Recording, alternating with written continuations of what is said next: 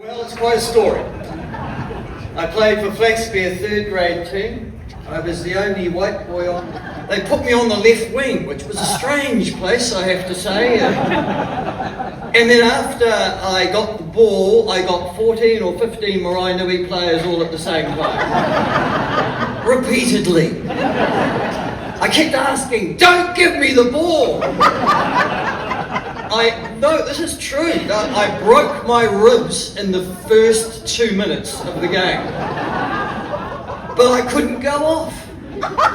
I was a member of parliament. The media were there. If I'd limped off after 2 minutes, well, you would have seen the headlines. So I actually carried on playing the entire game with broken ribs. I tell that story, Tane, because, whatever you've got, mate, the injuries that you bear for life, I haven't still discovered my ribs. But, yeah. Listen, it's an absolute joy to be here. I feel, and it's right that I should speak to you on a Sunday, because I've got to be honest with you, I feel a little bit like the prodigal son. I've come home.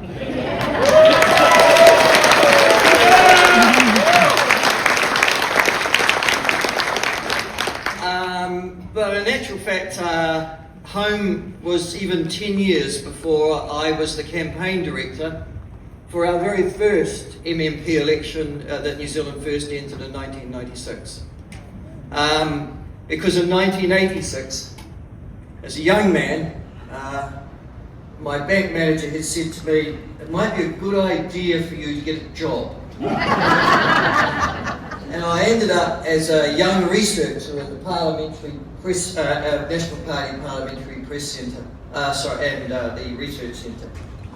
And I was allocated a particular member of Parliament to be responsible for. It was along one of those times in which urgency was going. The day drifted on into the night, and I was sent down into the bowels of the Parliament building at the time, and I opened the door of this particular Member of Parliament's office. At that time, I have to say, there was a public media campaign of what happens when there's a fire. And that was, if you detect smoke, drop and roll. And I opened the door into this particular Member of Parliament's office, and I knew that something was on fire. And I dropped and I rolled. And then out of the Stygian gloom came this voice, and it said, "Laws!" And that was my first introduction to Winston Peters.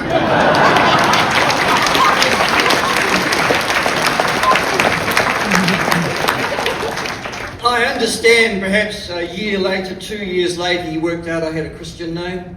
But it took a while. But he ended up as the opposition spokesman for employment and Maori affairs. He'd been given those jobs because they were unimportant. And he was given those jobs because he was seen as a bit of a threat. He turned those portfolios into becoming the preferred Prime Minister of this country within 2 years.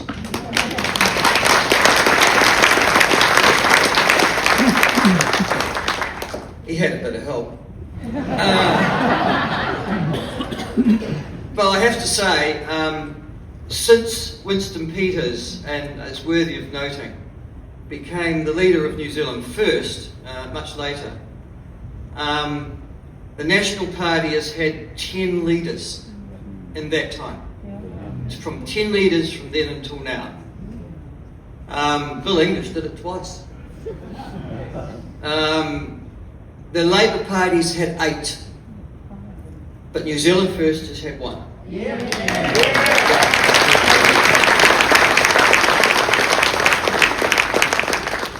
And the reason that Winston Peters has endured is because he has always advocated for the common man and for the common woman against the vested interests of this country.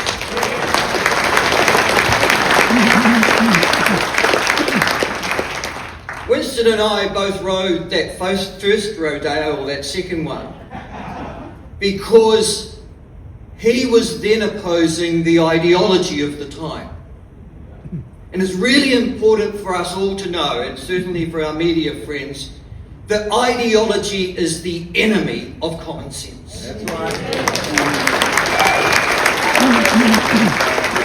You haven't just, if you've assumed ideology, become a thinking person. You have become a religious fanatic at the end of the day.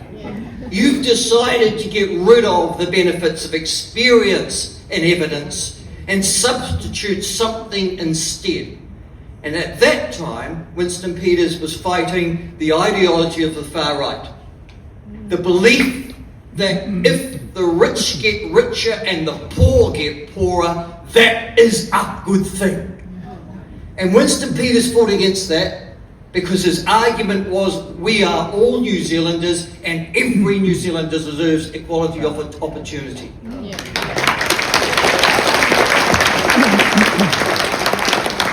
Now, 40 years later, here we are fighting another ideology, as ruinous to our nation as that. It is the ideology of the liberal and the left.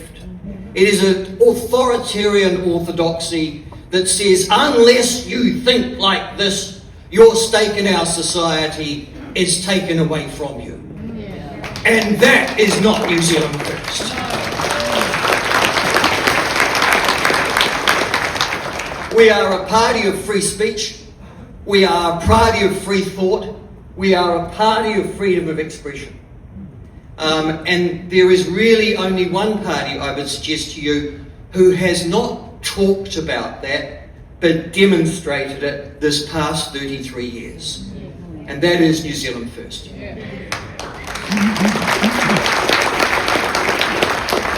And I'll also just say that I look out on this magnificent assembly today, and I have to say, I'm sometimes wondering if I'm in a Labour Party cabinet minister meeting. Stuart Nash, Dover Samuels, Clayton Closgrove, Reno Tirakatini. I mean, it's almost, and then I look at the National Party people that are here. We've become the traditional National Party voters' home as well. My wife, for example, who'd voted National all her life, voted New Zealand First at the last election.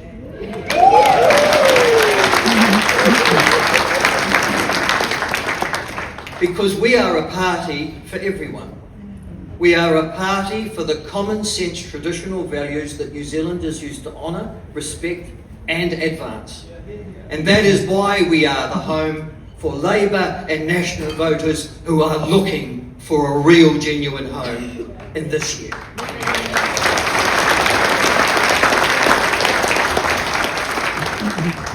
Listen, something else too. It's remarkable.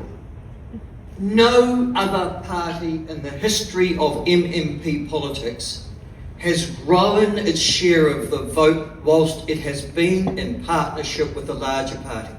None. It has almost been an invitation to the withering of your vote to be the junior or the lesser party in a coalition government. There's one exception. It's this party, this time. This party has doubled its popular vote since it joined as the so-called lesser coalition partner of this coalition government, and there's a reason for that.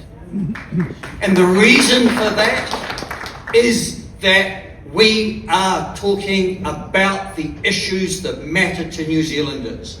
We stand for definite values and principles and policies.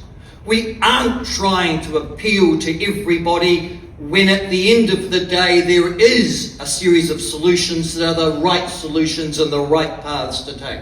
And if I can give some advice to the National Party, it'd be this. If you profess to be a centre-right party, why do you keep on being a centre one? Why do you keep on straying over the line so often into the centre-left? If you want to be a centre-right supporter at this particular government, this particular election, New Zealand First is your first option. New Zealand First is your first option.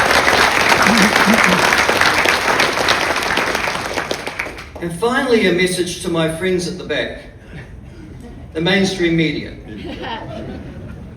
Listen, I've been in the media, I suppose, a little bit in my lifetime.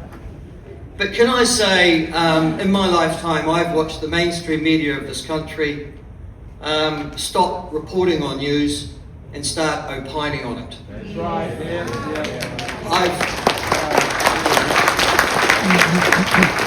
I've watched the mainstream media of this country decide that the facts need to fit the ideology rather than just simply report what the facts are. I have watched them lose trust and confidence to an almost industrial degree. And I don't want to give Erica Stanford phonics lesson just at the moment, but can I suggest to my media friends this: look, listen, learn. Look at the people that are here, and that this is the greatest number of delegates of New Zealand First since its formation. Look at the array of candidates, national parties. And I've been to plenty of national party conferences. They've never had the quality of candidates that you've seen arrayed in front of you in the last 2 days. They are extraordinary.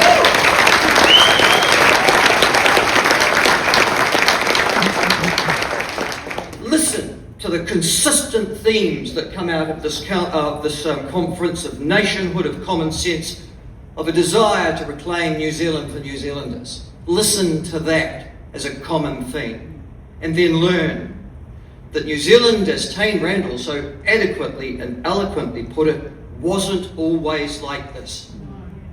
We have become dominated by big government, big business, big media in the last 30 years. And the political system has largely run for their benefit against the interests of the common man and the common woman in this country.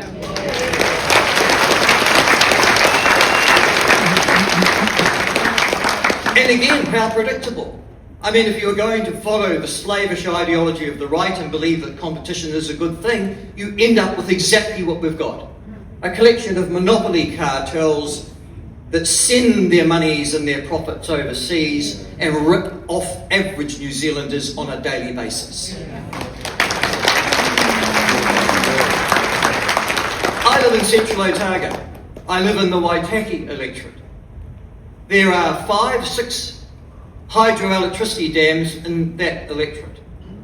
And the remarkable thing is that despite producing all of that hydroelectricity for all of New Zealand, we pay the most electricity prices in New Zealand, and yet there's the production dam, literally in my case, 30 kilometres down the road. Wow. How did that happen? How does it happen that every time we go to the supermarket, and the average family does in this country, we actually go, I've got to put an item back because I can't afford that? How does it happen that they make $1 million a week of excess profits and repatriate that overseas as well? I'll tell you what, we're being farmed by big business in this country.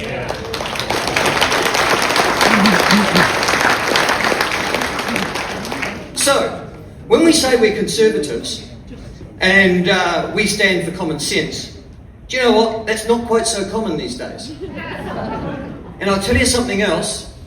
New Zealand First is the only party that will send its representatives to Wellington in 4 months' time, determined to reform this country and its institutions in favour of the average New Zealander.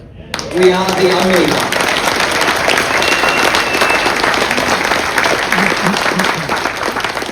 And if just along the line we just happen to try and point out to Radio New Zealand, that'd be a bloody good idea if you actually communicated to all of New Zealand and not just your mates. I hope they don't get offended by that, but they are reaching into your back pocket for $65 million a year to support their particular ideology as well. So we need to point out that all of the institutions that we fund belong to us to service us.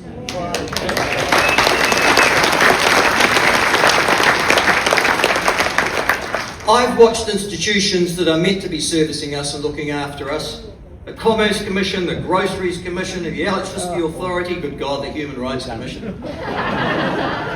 They're meant to be actually protecting our interests and looking after New Zealanders, and all they have done is ride shotgun for big government and big business in this country. They're not protecting us, they're enjoying extraordinarily well-paid salaries, thanks very much, in Wellington, and forgetting their basic duties and responsibilities to us. We're going to Parliament to change that place. We're going to Parliament not to eat our lunch. We are going to Parliament to reform this country and to deliver it back to ordinary New Zealanders. Thank you very much.